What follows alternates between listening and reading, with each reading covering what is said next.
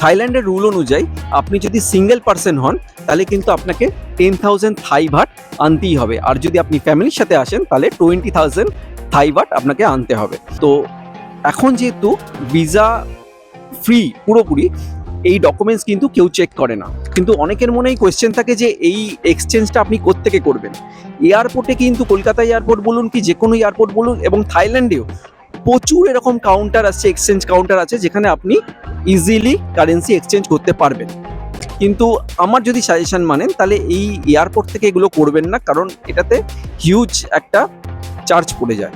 ঠিক আছে, তার চেয়ে আমার যদি আপনি ওপিনিয়ন চান তাহলে কলকাতায়, যেহেতু আমি কলকাতায় থাকি, কলকাতার ওরিয়েন্ট এক্সচেঞ্জ যেটা হচ্ছে লিটিল রাসেল স্ট্রিটে, ময়দান থেকে ঠিক একটু এগিয়েই 5-6 মিনিট হেঁটেই আপনি ওরিয়েন্ট এক্সচেঞ্জে পেয়ে যাবেন। সেখানে কিন্তু খুব নমিনাল ভ্যালুতে আপনি এই কারেন্সিটা এক্সচেঞ্জ করতে পারেন।